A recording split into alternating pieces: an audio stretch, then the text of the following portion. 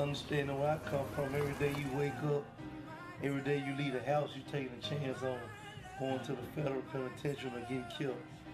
You know, all my closest friends gone.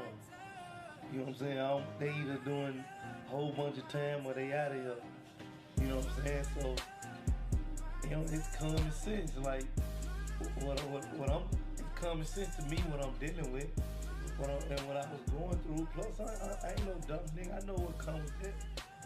You know what I'm saying? I know what comes with this lifestyle. Like, that's why I trip off all these niggas that always want to specify how much they in the street and how much they want to be street in they hood. Nigga, What up, y'all? It's your boy Kato. It's Charlie Lowe.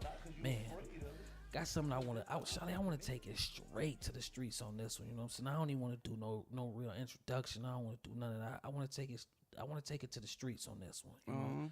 And when I say I want to take it to the streets, I mean I want to speak strictly to the streets. You know, I want to speak to the brothers that's out there. You know what I'm saying? Moving in those trenches. That's moving that product, whatever that product is. You know, and I mean I had a conversation. You know what I'm saying with a homeboy, you know what I'm saying, just yesterday, and me and him was talking, you know, like that barbershop talk, when everybody in the barbershop talking about who got this amount of money, who made this type of money, who got this type of car, and all that, you know what I'm saying. And I was talking in the conversation, I was letting you know, the guy know, like, man, when I was moving out there in those streets, Charlie, I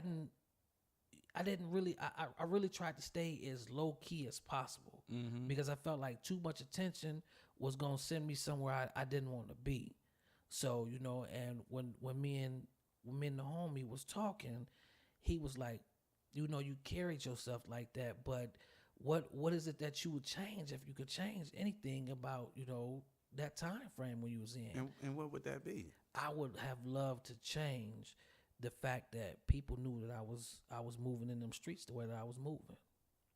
And I say that to say that because no matter how much money I made, people didn't want to take my money. People didn't really want to do business with me on a legit level because they knew how my money came. Right, they knew the background of my money. And it was hard for me to try to legitimize yourself. Man, it was the hardest task that I could come up with. You know, especially being in the type of area that I was in. You know, it's like people didn't want that. Black people, only thing they owned, you know what I'm saying, was detail shops or barbershops or, you know, car washes. And I mean, you know, I had the detail shops. I had the record labels. You know, I did all that type of stuff. But it was so hard to try to get from under that umbrella. Yeah. And it took so long for me to get from under it. Yeah, well, you know, we are in a society of status, you know, and you come from the environment you come from, regardless if you are that, it becomes part of your status. Right. Like if you come from the hood, you didn't even have to sell drugs. If right. you affiliate with guys who they assume sell drugs or do sell drugs, you become part of that status quo. Exactly. And it's something hard to get from up under, you know, like I'm trying to see. How do you get out of that status? Now, what did you do for yourself to change up what you done? Honestly, I put it all down. And I let time go past to where my name wasn't a topic of conversation. So time does heal everything. Time does. And I mean, I changed locations too. And you had to change, but you had to actually change what you was doing. Just because, you know, time ain't gonna heal it if you actually still selling dope. No, time ain't gonna heal it, you know. And that's why, you know, I get these type of conversations all the time. And I mean, sometimes I don't want to have the conversations because it's like I don't want to make it seem like I'm glorifying what it was, you know, that I once did. But you know what I'm saying? Because you stopped for a reason. I stopped for a reason, and it wasn't. It ain't like you was finna get incarcerated. No, it ain't like wasn't none of that. You was under investigation. Wasn't none of that. It just was. It passed its time in your life. Like I've done that, and I'm not finna spend the rest of my life doing that. I had an epiphany. I woke up and was like, you know what? I could change my hustle. If I wanted to do jewelry, if I wanted to do clothes, if I wanted to do, you know, cupcakes out of the back of my trunk. My hustle mentality is the same no matter what product I'm pushing. The product might be different, but my hustle is gonna be the same. How you go about it and how you try to get it out there is always gonna be right. the same. My customer's gonna be different, but my mentality, the way that I'm gonna attack this hustle is gonna always be the same. And that's the thing that I try to tell a lot of, you know what I'm saying, the homies back, you know what I'm saying, in the hood. Like, man, listen, I'm not trying to preach and I'm not trying to teach, but I'm trying to tell y'all, you know, that it's something different. If we didn't have, you know, the black political leaders that we have now or once had past tense, how would we have learned any of the things that we learned, you know? And it's like, okay, use me as a vessel. Y'all saw me, you know what I'm saying? Those that saw me saw the type of money that I was able to generate. You saw that. So now take that and say, you know what? I saw him getting that money. I also saw to where he didn't end up incarcerated behind what he was doing. I also saw him have all the cars, the clothes, the jewelry, everything. But I seen him able to walk away from that and still be able to be comfortable. Yeah. Because most people don't walk away from it, you know, like, but it's because it becomes more about status than the money. Right. And when it becomes that, because you know what, I know a lot of guys in the hood, right? And, you know, they dress nice, they got a nice car, and they actually don't have no money. Yeah, that's that. But their status is that they do have money. Yeah, you might see him peel off a couple hundred here and there, but he actually don't have no bread, you know. Right. He's thinking about that money later. Yeah. But his status keeps him at a level inside of the hood where people who don't have that nice car or those nice clothes or whatever he has that they don't have, they look at him and put him on some sort of pedestal, and he don't actually have none of that. But you know how, and like I say, moving in the streets is the way that I moved, and moving in certain crowds that I moved in crowds that was, you know, bigger than me. I moved in crowds that was equal to me, and I moved in crowds that was less than me. Something that I learned about those that's in the hood that is playing that I got money. Mm-hmm. Anybody that really has money and that does not want to lose that money is trying to find a way to do something with that money. And if you constantly see that dope boy in the hood and all he wants to do is be in the hood and just stunt in the hood, he don't have no real money. No, or no real ambitions at all. Because I don't know how you stunt for the same people over and over and over again, and it's the same exact people that it's always been. And that's something I don't get, man. Like and then for those that's doing it, that don't been incarcerated time after time, it's like you don't give the police the blueprint. You don't give them alphabet boys the blueprint to what you do. When they let you out, they say, you know what? We're just gonna sit back because we know exactly what this person is gonna do because they do it every single time. And man, y'all giving it to them. And then they turn right around and do it. You're giving it to them. Yeah. And that's crazy, man. I mean, it's like we got to start thinking different. We got to start moving different. We got to start understanding the power of the money that we are making in the hood. Yeah, and the money that we are spending in the hood and who we're actually spending it with. You know, if you don't spend in your own community, how do you expect your community to grow? If everything you buy is outside of your community, you're not helping the people around you. Yeah. You know, but people don't agree with that. A lot of people don't agree with that. You know, like they don't shop in their own neighborhood store, you know what I'm saying, from a mom and pop store down the street. They don't go there. They shoot straight to Walmart and help the billionaires get more billion.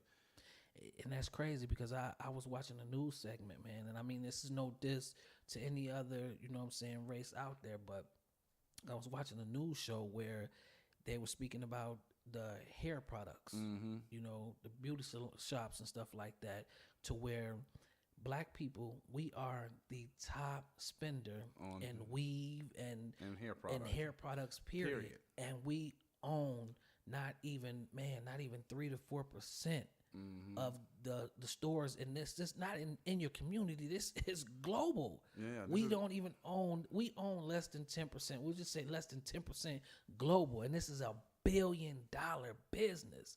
I mean, like billions every year. Billions. You know why? But because and we own nothing. If somebody, like, if you really wanted to get into that game and you came up with a formula, you know, any kind of hair product, and you had that product, to get your own people to constantly spend with you, that's the hardest thing. They would rather go to the Koreans, to the Asians, to the Walmarts, to anywhere than to come and buy it, out of your store or out of your trunk or out of your house, even if the product is good. But you know something that, and it goes a even a little deeper. You know what I'm saying, from the segment that I was watching. Do you know that these other races that have the hair product industry on lock won't even let us in? No. They do everything that they can to boycott it, from distribution to manufacturing, everything. They do everything that they can to block it to where we can't. And the crazy part about it is, you go, if you dig into it, you know what I'm saying. And I'm gonna see if I can leave a link on the bottom of this of the YouTube page so people can go look at it and look and see our government played a hand in this at one point in time, to where they helped all these other races lock down this industry and to keep us out, to keep us all the way completely out. But we are out globally, and but it does not mean that it's not black entrepreneurs in this country, coming up with products. Plenty. The reason why they can't go global, why they can't go national, because they don't get the support from the people around them. Right. Like, if only your homegirl or only your homeboy buy your product. You know what I'm saying? If I bought all your products, like, man, I'm making these new shoes and shirts, and I'm the only person who buy them, how big is you going to get? I can only buy so many. But, it's some kind of stereotype. I don't even know if it's a stereotype at this point in life, it's man. The crab in the barrel syndrome. It's the Willie Lynch syndrome, man, to where we was put against each other mentally and physically for since the test of time. And it's like, we got to get out of that. We got to get away from that. And that's the hard part of trying to get away from that, trying to not feel animosity or jealousy towards my fellow man coming up. Like, I need to pull him down back to reality where we at, So yeah, I mean that was just something, that I had to pull to to the light, to where it's like, what, I have these conversations with people, and I even thought about, at one point in time, saying, you know what, I'm gonna write a book on this street shit. I'm gonna really speak to the streets. I'm gonna really give them, what I'm saying, the trauma and the come up that I saw. And I try to tell, the little homies that I speak to about this, like, man, you saw the glory, but you didn't see the back behind pain that went behind that. You didn't see the dedication that went behind that. You didn't see the struggle that went behind that. It was struggles, and I listened to Big Meat say it, what I'm saying? People saw him doing what he was doing in the clubs, but there was times where he fell off. But every time he fell off, he got back on a lot stronger and a lot stronger. And it's like, man, we gotta understand, like, man, there's real shit that come with this shit. Yeah, but people only like to see the good side of things most of the time. Like the bad side, they don't want to talk about or discuss. So since we got that, and that's why I say, I with this platform, I would love to be able to let the youth know, man, like, that street game, man, it's cool while you in it.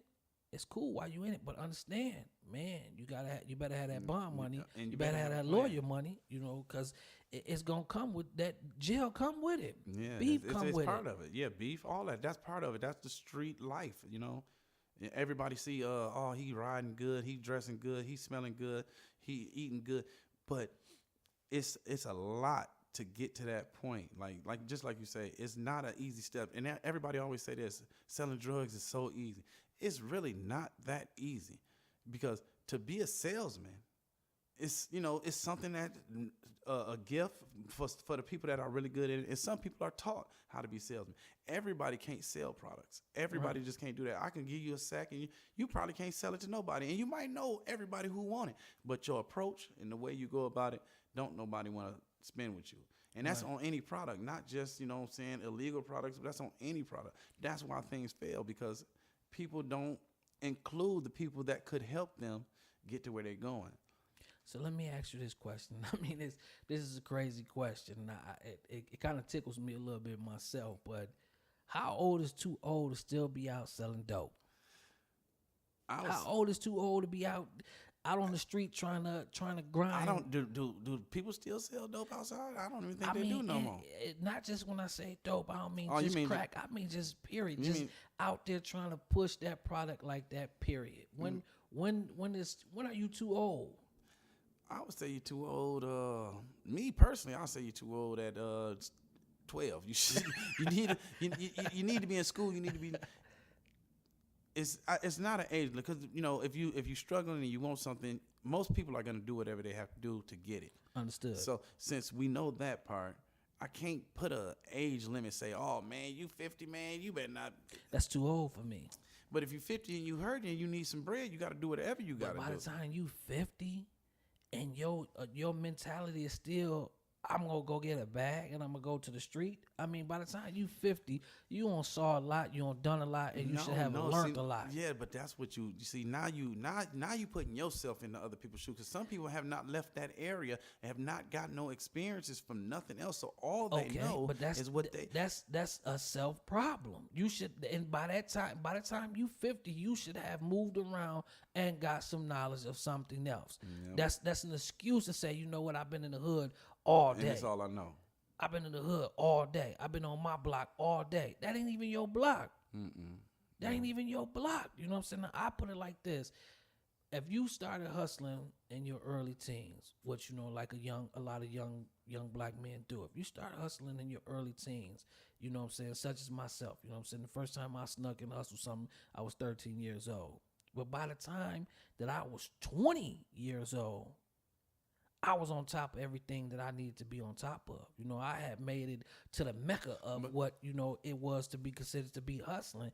And it's like, if I was still trying to figure it out at the age that I am now, I would consider myself a failure because it's like, how long do you go flipping the same product or falling off from flipping the same product and falling off and flipping and falling off and flipping till you have to realize you just no good at it. Yeah, but people always say, man, real winners never quit. You know what I'm saying? So, but when have you won yet? That's the question. But when if I quit, I lose. So. Yeah, but no, okay, but you got to re-strategize. It might need to be a new product out there that you need to get a hold to. Go back to people need to move around. People need to move around. If you stay in one area, if you stay in one generalized area your whole entire life, all you know is these one thing. You have to move around. You have to see it's something else different, and you really need to be took out of your element. Mm-hmm. If you comfortable in this element, and you say, I'm eating good right here. Let me take you out of the element. Let me see if you still eat good. That's how you test yourself for real. That's testing yourself for real. Let me take you somewhere where you don't know nobody. Let me see if you eat now. Can you eat now? Such as myself. Yeah, well, I've done it. I've seen you do it. And I did it personally, testing myself to see definitely. Is this me? Is this me? Do I attract people? Do I actually attract people to me? I needed to know. I know I got a lot of friends in Michigan. Bam, I know that. That's cool. Too much help. Let me go somewhere else. Let me go somewhere else. I'm meeting these people, and people are coming around me because he know him, and we all in the same community. Right. And when I went somewhere else, and the same exact thing happened, then I knew for sure. I said, it's me. Right. It's me. Now I know it's me. Now I can own this. I can actually own it. I can bring people together. That's why I changed who I was. That's why I changed the things I did, because I realized that it is me. So what you that's what, and that takes me back again. You know what I'm saying? You changed it. You moved around. You pivoted into other areas of other things, and it's like, and that's why and that the conversation that I had, I don't know if I offended the person that I was having the conversation with. I mean, which they not hustling anything, but we was having a back and forth, and it's like, if you started out hustling when you was a kid, and you 30, 40 years old, and you haven't made it with grown kids. Yeah, and you got grown kids, and they hustling too, and y'all going in on packs. Man, all y'all hustling now together, or you just hustling and they hustling, and let's just say a bird is the is the NBA. Okay, if you started out, you started out with an 8-ball, quarter ounce, whatever. And if you don't make it to a bird, and you have not made it to a bird in your hustling, man, you need to do something else. If you don't get a game 10, 15, 20 years and you have not seen that, you are wasting your time. You are throwing rocks at the penitentiary. You headed somewhere. Yeah, you headed somewhere. you headed somewhere. And one of the old saying is, if you're around that product long enough, you might actually start trying that product. You might actually start liking that product. And that's quite possible. It's quite possible because, failure brings pain, and pain brings misery, and right along with that, drugs, tend to make people forget about their problems for that amount of time while they high as hell. Man, it's crazy, man. So yeah, I mean, that was just a conversation I was having last night, and a conversation I've been having, and I've been trying to, talk to a few of the, the little homies, and telling them, like, man, it's so many other things out here. It's so many other things out here, and I mean, I like, I said in one of the past episodes, I happened to get introduced to the jury business, you know what I'm saying, from my brother JD, and it's like, once I saw that, and I saw the potential in that, I make just as much money in the jury business, as I did in the dope business. If not, way more, to be honest. And you way more comfortable. And I'm not sleeping at night. You way more comfortable. You know what I'm saying? You don't have to worry about nobody. I ain't gonna say somebody trying to rob you, because I guess if the right person know you, they might try to rob.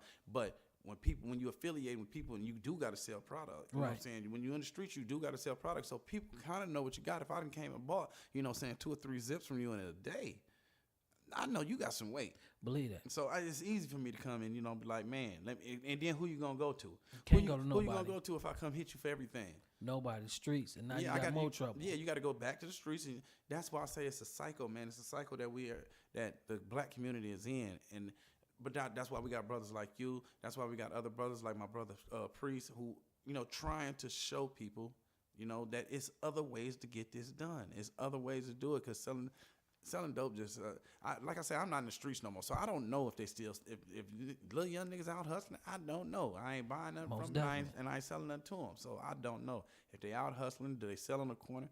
I'm pretty sure at this day and age, people is probably Snapchatting drug deals. Man, they doing everything on the social media, man. Yeah, they snitching on themselves. Yeah. Snitching on themselves. I do got a weed page, you know what I'm saying, and they be on there. I'm talking about literally telling exactly where they at and what they selling. And see, that's another thing right there, you know what I'm saying. And I have to honestly say, I had my legal weed card, and I grew my, my legal amount and everything. But when I was doing it, I was so unhappy. Why? Because I felt like I had took steps backwards. I had left the game. Yeah. And I felt even like I was, even though it's legal. but I'm back in the game, because I got that same hustle mentality. I know I can't go over, what I'm saying, what I'm supposed to be doing and everything. And I mean, it's like, I just knew I was better than that. I knew I was better than that. I knew I could do better than that. And it was like, I shut it down, man. I shut it down. I got rid of everything. I walked away from it. And it was just like, But was you profiting from it? Yeah, I'm a profit from everything I do. I can't see nothing but that. Yeah, I can't see nothing but but they it. always say, your losses will make you strong. You know what True. I'm saying? Your losses, your failure. I took plenty of those, but I tell you now, you know me. I don't care if they tell me they need ice in Alaska. I'm about to get over there. If the North Pole, need ice for igloos, I guarantee you, I'm about to have some of them icicles. Man, I'm gone. I'm getting that money, man. I heard that, but I'm getting that money. That's how you got to be. You got to be an entrepreneur. And like I say, hustlers in the street, most of them, if they left out that environment, was putting something else where it ain't no drugs here, and you still got to eat. 8 out of 10 of them is gonna probably find a way to eat. Because when you got that hustler's mentality, you just stuck in a situation. Right. If you actually get out of it, you'll see, you know what, I am a thoroughbred hustler. I came over here, and all I could really actually sell was water. But guess what? I'm selling more water than I'm now selling drugs. More water. Because you got a hustler's mentality. If you're not afraid to approach people and show them what you got and talk to them, you probably can push something to them. You know what I'm saying? It doesn't have to be illegal. Most people just, I guess, and it's not even, in today's day and age, it's not even easier to, when I was coming up, it was easy to be a drug dealer, a little bit too easy. Yeah, I mean, I don't know what the current state of, you know what I'm saying, getting on is now, but it's like, I don't know, man. It's crazy, man, because I don't, listening to conversation, and then people, you know what I'm saying, I talk to, the young boys out there trying to, lead them into something different, trying to show them there's other ways to get money and everything. I mean, even when I was out there, you know what I'm saying, hustling, I had a million hustles I was doing. I was doing the music. I had the detail shop. I was doing clothes. I was doing DVDs. I mean, if it was money to be gotten, I was going to get it. Yeah. I was going to get it, you know what I'm saying? And another person that I took my hat off to, that I still to this day, when I was out there moving and the way I was moving, I would bump into my brother JD everywhere I'll be at, man. It's like he on the same shit. Man, he was on the same shit. I mean, it was like we was trapping in the same spots. You know, it's like, man, what you doing over here? I got these CDs, I got this clothes, I got this, you know what I'm saying? Everything. Like, my man, you know, he in Atlanta right now, you know, and he doing his damn thing. You know, my man got the smell goods for your cars and everything everywhere, man. You know, it's like, man, my man got cars. He got jewelry. He do gold teeth. You know what I'm saying? He driving trucks. He do the music. I mean, I take my hat off to brothers like that that can see the block ain't the only direction. Yeah. You know, even like you say, Shorty P. You know what I'm saying? Priest. I take my hat off to him. You know what I'm saying? I mean, it's like I seen his growth.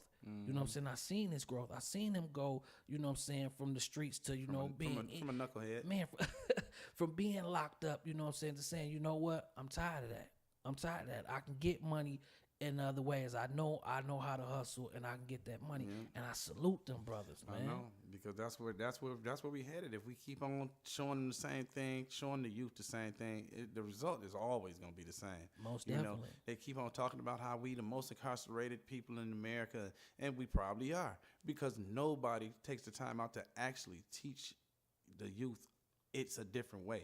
You know, and you can't just teach because, you know, just like people try to tell me, it ain't something you can just tell them. It's something you actually have to beat in their head, and then it's actually something you have to actually be doing. You know, Right. If you're not doing nothing but just telling me something, but you out selling dope, then how I'm going to take that? Most you have definitely. to actually get off your ass, do something different, and prove to me that it is other ways. You know, Most You know, definitely. like you say, you can't reach everybody, but if you can reach one or two, then he can reach 2 or 4, and then so on and so on, and that's how we change this situation. No doubt. I mean, yeah, it's crazy, you know, the direction that we keep spinning in the same circle. And it's like, when will we change? When will we brighten up and understand, like, man, they gonna keep indicting us. They gonna keep building these prisons. They gonna keep filling us up in these prisons. And I mean, these police have all day. Their job is to sit and ride all day. They get free gas. Yeah, they get free know what I'm gas. saying? Anybody get free Man, gas, they're going to ride all day. And all you go day. be one of the people they ride down on. Especially Because if they see you all day. And if your job is to, now if it was just a protection service, it'd be different. But as soon as they start adding quotas, like, oh, we need these many Man. arrests. We need people to get these many tickets, you know. If that becomes part of my job, then I'm going straight to the lowest paid community, the lowest income community, and I'm messing with those people, because if I get them locked up, it's going to be harder for them to get out of jail. They don't have people who can come post $20,000 bond for them. Right. They don't know many people who own houses that can put their house up. You know, everybody can't use the same nigga who own his house to get out. You know what I'm saying? It just is what it is, man. We got to do better. We gotta now that we smarten know it up. better, we got to do better. We know better now. You know, we know better, and we got to do better. For the most part, we do. For the most part, we do, because we still spinning in that same circle for the majority of us. And I feel like those that figured out the way and know the escape, we need to start pulling. Pulling, like, come on, little homie, let me show you something different. Let me show you, you know what I'm saying, it's a different avenue out here. I mean, you might not get all that you pull, but if you save a few, man, you on the right path. You're on the right path, and I'm proud to hear you speaking like that, brother, because that's what we need. That's what we need out here in these streets. You know, we need more positive brothers to show people that it ain't all about the negativity. You know what I'm saying? And you know, we know negativity comes with, you know, every aspect of life. You know, people get jealous to see you doing your thing, even if you ain't doing your thing as big as they think. People get jealous, so that's part of it. But if we dwell only on the negativity and none of the positivity, then we always gonna go right back in that same circle. You know what I'm saying? Oh, he hating on me. Yeah, I'm doing good for myself, but I don't like this nigga hating on me, so now me and him beefing. And we not even talking about drugs. We talking about niggas could be owning businesses and beef the same exact way. Same The exact way. Look at the music business. Yeah. They do it all the time. Yeah, beef the same exact way. That's because you're not trying to understand my hustle, and I'm not trying to understand yours. All I'm doing is hating. And, you know, we know what hate leads to the same place every single time. You know what I'm saying? But speaking on that weed thing that you know what I'm saying, the weed page you said you were speaking on and everything, how long do you think that the government is going to keep letting these, you know what I'm saying, individuals prosper off this without hitting them over the head for taxes and everything else? Well, they is hitting them for taxes. They're hitting them for taxes because the taxes is high. No, I don't mean at the dispensaries. I'm talking about, you know, people such as myself that had, you know what I'm saying, the grow you're talking about houses and everything. personal. Yeah. How long you think they're gonna continue letting that ride? Because I see a lot of people running to that like that's the escape. Like, I'm gonna just do this, I'm gonna do this, and I'm gonna do this for the rest of my life. How long do you think they're gonna let them do that? I don't know. Well, because a lot of these people, once you get good, when you get that green thumb and you good, these dispensaries will buy. You know, you don't even have to sell to nobody. You can sell straight to dispensaries. But they ain't gonna let you take. They not the dispensaries is really not letting you get in that. The people out the hood getting that money. No, they're not letting people out the hood get the money. And in fact, they're not letting a lot of people out the hood, you know, own dispensaries. You know? Right. They're not letting them right now. So if they ain't letting them right now, they ain't gonna let them. Period. I mean, that's just like you know what I'm saying, alcohol. How many black people do you know own alcohol? You know what I'm saying? Man, like who? I mean, you look at a Puffy, you look at a Jay-Z, they don't own these companies. You know what I'm saying? They might own a percentage of these companies, but that's just so they can be the face of it, you know what I'm saying, to promote that product. But that's not their company. So you mean to tell me Puffy ain't sitting back doing some scientific shit and coming up with different No. He ain't sitting up dropping drops of vanilla and... Not at all. Not at all. Puff might give his input like, man, peach, you know what I'm saying, we need a peach flavor. And that's his input. That's his input. And then they let him taste it. And they let him taste. Is this what you talking about, Puff? You know what? Add just a little bit more peach, and go with it from there. But I mean, it's like, and that's not a bad thing because Puff is making millions off of that. You know what I'm saying? And a lot of people in the hood could do the same thing. I know, but how many out of those millions is he setting up these distilleries in the hood No, and letting he's not doing none of that. Is he looking for young black scientists, you know what I'm saying, to help him develop the next product? No, because it ain't his product to do it. You know, he's taking what he's getting from, you know, having his name his little small ownership in it, and that's it. He I don't even think Puff is on the board. You know what I'm saying? I don't think Ciroc? Yeah, I don't even think he's on the board. I don't know enough about the man business. I'm not even going to speak up on it. But this is from me hearing him speak about it, and then hearing, you know, him and 50 was going at it, you know, about, you know, the little vodka wars and everything, and they was putting each other's business out there.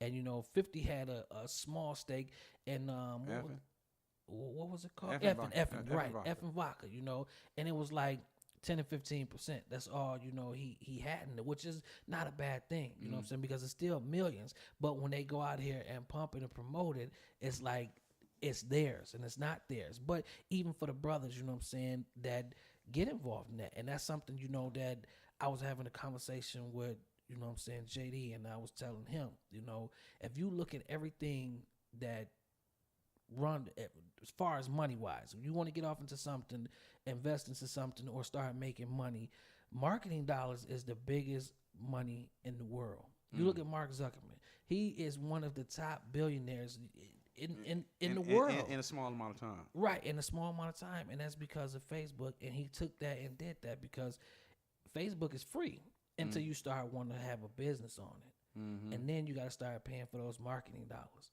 You look at LeBron James. LeBron James isn't as rich as he is because of his basketball. Look at all the endorsements. You know what I'm saying? And that endorsement is what? Marketing money. Yeah, it's marketing money. It's a marketing tool for the product.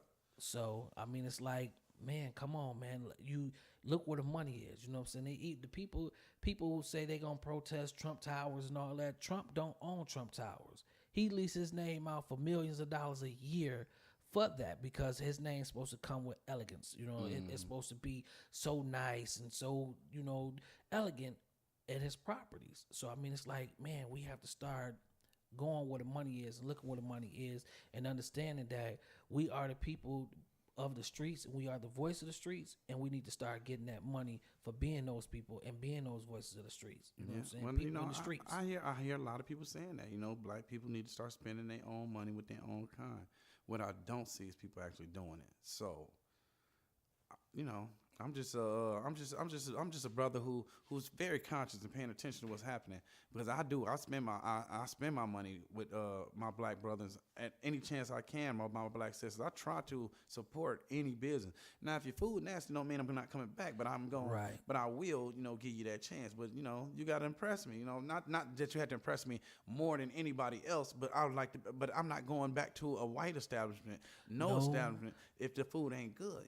My expectations for my people on food is high because that's part of our culture. That's part of our culture. We know how to cook. So if you saying you know how to cook, I'm really holding you to that. And if I taste and it ain't right, man, I'm gonna let you know. Because every time I'm in Michigan, if I'm anywhere near Kalamazoo, I'm going straight to Big T. I'm going straight to Big T. I gotta get it. Like, man, I've been thinking about calling niggas and telling them, send me, man, go ahead and put something on ice, man, and send it out here. I can't get no good tips out here in Vegas like at home. No, it ain't not. You know what I'm saying? I take my hat off to Big T, and Tish for doing their thing. You know what I'm saying? I've always been, a customer, no matter where they was at. No matter where it is at. I was going to, you know what I'm saying, Tish and T house when Tish was cooking in the house, and I'm there eating. So I mean, that's family. So I'm always going there. I'm gonna always support. But the food is good. Yeah, the food is good. Yeah. Most definitely. That's one thing I can't knock. The food is good. And the price is fair. Yeah, and the price is very fair because, man, you talking about some tips and fries for $5. Man, I went out here and bought some tips and fries. I think it was $9.99. Oh man, it tastes like they baked they tips in the oven. You know what I'm saying? Now they wasn't off the grill. They didn't have the crisp. They had the chewy. I'm like, oh man, this ain't what I'm used to. You know where I got my worst barbecue at in my life, man? In Atlanta.